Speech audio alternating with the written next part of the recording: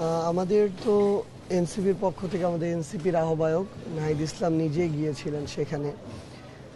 কিন্তু আসলে এমন একটা ঘটনা, প্রথম যে ঘটনাটা ছিল এটা শুধু আমরা নয়, পুরো দেশের মানুষই আসলে মানে মর্মাহত হওয়া শুধু নয়, এটা আসলে সবার হৃদয়ে রক্তক্ষরণ করেছিল যে ভাই আমাদের এই নতুন বাংলাদেশের জন্য জীবন দিয়েছে, তার একজন কন্যা, আমাদের একজন বোনের সাথে এই যে ঘটনা, নৃশংস ঘটনা, এটা তো শুধু আমাদের এই বোন লামিয়া নয়, পৃথিবীর কোনো বোনের সাথেই কেউ প্রত্যাশা করে না। তো আমরা আমাদের জায়গা থেকে আসলে কিছুদিন আগে একইভাবে আমাদের ছোট্ট শিশু আরেক বোন আসিয়াকে আমরা এইভাবে হারিয়েছি। তো যতদিন না আসলে এই যে কালপ্রিটরা, আসলে এদেরকে তো শয়তানের সাথে তুলনা করা যায় না, এটা তো মানুষ নয়, মানুষরূপী অবশ্যই পশু। তো এদেরকে যতদিন না দৃশ্যমান একটা শাস্তির আওতায় আনা যায়, এদের ফাঁসি কার্যকর করতে হবে এবং এটা মানুষের সামনে আসলে দৃশ্যমান হতে হবে। সেটা যদি সামনে উন্মুক্ত জায়গায় করতে পারে উন্মুক্ত জায়গায়, না পারলে সেটার ছবি বা ভিডিও ফুটেজ মানুষের চোখের সামনে আসা উচিত। মানে মানুষ এখন বিবেকবোধ হারাতে হারাতে এমন জায়গায় গিয়েছে যে এই নৃশংস ঘটনাগুলো এখন আমরা বারবার দেখছি। আমরা আমাদের মাকে কখনো আমাদের বোন লামিয়াকে ফিরিয়ে দিতে পারবো না। মাত্র আমাদের মাকে যখন আমরা মানে কখনো তাকে সান্ত্বনা শব্দ দিয়ে দেওয়া যায় না, তারপরে যখন চেষ্টা করছিলাম তিনি বললেন একটা কথাই, যে তোমরা কি আমার লামিয়াকে ফিরিয়ে দিতে পারবে কিনা। এর কোনো উত্তর আমাদের কাছে নেই, এটা এই পৃথিবীতে আর সম্ভব না। তো আমরা শুধু এই অন্তর্বর্তীকালীন সরকার সহ আগামীর বাংলাদেশের যারাই এই গুরুত্বপূর্ণ দায়িত্বগুলোতে থাকবে, আমরা একটা জিনিসই তাদের কাছে চাইব, যে ধর্ষকের প্রকাশ্যে এই মৃত্যুদণ্ডের ব্যবস্থা করতে হবে। কারণ এমন অনেক জায়গা আছে যেই জায়গাগুলোতে আসলে এত সুশীলতা দেখিয়ে লাভ নেই। একটা সময় ছিল এই বাংলাদেশে যখন প্রচুর অ্যাসিড নিক্ষেপ হতো, যখন অ্যাসিড নিক্ষেপের সর্বোচ্চ শাস্তি মৃত্যুদণ্ড করা হলো, এরপর থেকে কিন্তু এটা অনেক কমে গিয়েছে। তো এমন কিছু মানুষ আছে আসলে যাদেরকে তারা যেরকম ডিজার্ভ করে, তাদেরকে তাদের বিরুদ্ধে সেরকমই শাস্তি দিতে হবে, অ্যাকশন নিতে হবে।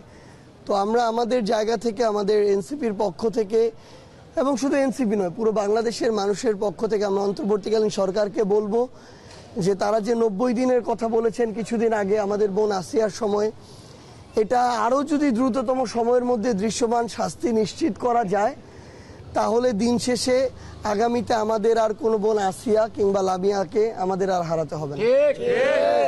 একটা বিষয় হচ্ছে যে মানে এটা ডিফারেন্ট ছিল একটু ঘটনা, জুলাই আন্দোলনের শহীদের মেয়ে, তো এটার কি আরেকটু গুরুত্ব সহকারে দেখা দরকার ছিল, বা সেই জায়গাটাতে কি আপনি অবহেলা দেখেছেন সরকারের বা আইন শৃঙ্খলার? না, আমাদের একজন ভাইকে আমরা হারিয়েছি এই অভ্যুত্থানে। আসলে খুব স্বাভাবিকভাবে মানে একটা মানুষ যখন বিবেকবোধ হারিয়ে ফেলে তখন এই ধরনের মানে নৃশংস ঘটনার সাথে জড়িত হয়। কিন্তু তারপরও মানুষের ন্যূনতম যদি বিবেকবোধ থাকে, অন্তত এইটুকু মাথায় কাজ করবে যে তার বাবা এই অভ্যুত্থানের একজন শহীদ। কিন্তু সেটাও আসলে যেই নরপশুর মাথায় কাজ করেনি, আমরা বাইরে থেকে কিভাবে বুঝবো যে কার মাথায় কি চলছে। কিন্তু আমাদের জায়গা থেকে আমাদের জুলাই শহীদ স্মৃতি ফাউন্ডেশন কিংবা আমাদের পক্ষ থেকে স্পেশালি আমাদের ফাউন্ডেশনে কাজ করে আমাদের সেবন্তী, তিনিও একজন শহীদের বোন, এখানে স্নিগ্ধ রয়েছে, তারা খোঁজ খবর নেয়। আজকেও সন্ধ্যা 7টার দিকে সেবন্তী তাদের বাসায় গিয়েছিল, একসাথে কথা বলেছে, গল্প করেছে, সেই ছবিও মাত্র সেবন্তী আমাকে দেখালো। তো কিন্তু ওই যে মনের ভিতরে কি চলে, এই যে ট্রমা, এটা থেকে তো বের হওয়া এত সহজ বিষয় নয়। হয়তো একজন মানুষ আসে, তার সামনে একটু হাসি মুখে কথা বলে, কিন্তু মনের ওই দুঃখটা তো সবার সামনে প্রকাশ করা যায় না। তো আসলে দিন শেষে আমরা ওই একটা জিনিসই বলতে চাই যে এটা আমরা এই পৃথিবীতে কিংবা এই দেশে আমরা লামিয়াকে, আসিয়াকে আমাদের নিজেদের বোনের জায়গায় যদি দাঁড় করাই, তাহলে আমরা আর আমাদের এরকম কোনো বোনকে হারাতে চাই না। এটার জন্য সরকার তার জায়গা থেকে যত দ্রুত যে ব্যবস্থা নিক না কেন, পুরো দেশের মানুষের এখানে অকুণ্ঠ সমর্থন থাকবে।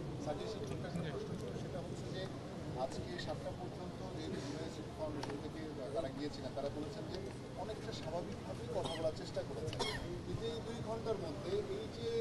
আসামির জামিন হয়ে যাওয়া এটা একটা ফেক নিউজ।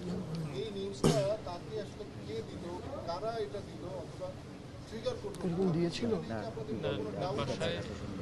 আচ্ছা, জামিন কিন্তু হয়নি, আমরা জানি যে জামিন হয়নি। এটা ফেক না, নিউজ হ্যাঁ। করানো হয়েছে আর কি। মিথ্যা সংবাদটা পৌঁছে দেওয়া কি আসলে একটা অপরাধ কিনা অথবা কারা করতে পারে? না এটা কি এরকম মানে তার পর্যন্ত দেয়া হয়েছিল এরকম, এটা কেউ কনফার্ম? এটা আমরা তো সেই সংবাদই পেয়েছি যে তাকে তার মানে হচ্ছে যে আসামি যারা ছিল তাদেরকে জামিনে মুক্তি পেয়েছে আমরা, এবং এই কারণে সে হচ্ছে ট্রমাটাইজ হয়ে সে আত্মহত্যা করছে। এই ধরনের আসলে না, আমি আসলে আমার জায়গা থেকে যেহেতু আমি মাত্র তার মায়ের সাথে কথা বলেছি, আমাকে এরকম কিছু বলেনি। সো যেহেতু আমি আমার জায়গা থেকে জানি না আসলে ভাই, আপনারা এখন আপনাদের জায়গা থেকে দেখবেন যে আমরা এই মুহূর্তে মানে বাংলাদেশের পার্সপেক্টিভে এটা একদম দেখছি যে কিভাবে গুজব প্রোপাগান্ডা দিয়ে মানুষকে মানসিকভাবে হেনস্থা করা, বিব্রত করা, অস্বস্তিকর পরিস্থিতিতে ফেলা এই কাজগুলো হচ্ছে। তো এরকম কিছু হয়েছে কিনা যেহেতু আমি জানি না, আমার জায়গা থেকে আবার নিজে কনফার্ম না হয়েও একটা মন্তব্য করা উচিত না, তাহলে ওই একই পথে আমিও হাঁটলাম, সেটা আমি করতে পারি না। কিন্তু আমার জায়গা থেকে আমি একটা জিনিসই বলি, এখানে তো জামিন হয়নি, যেটা আমরা বিভিন্ন নিউজেও দেখলাম নাকি জামিন হয়ে গিয়েছে, জামিন আসলে হয়নি।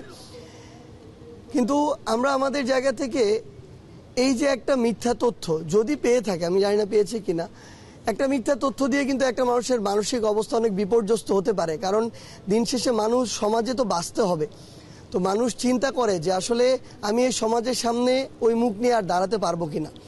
তো এই জিনিসগুলো মানুষকে মানসিকভাবে অনেক পীড়া দেয়।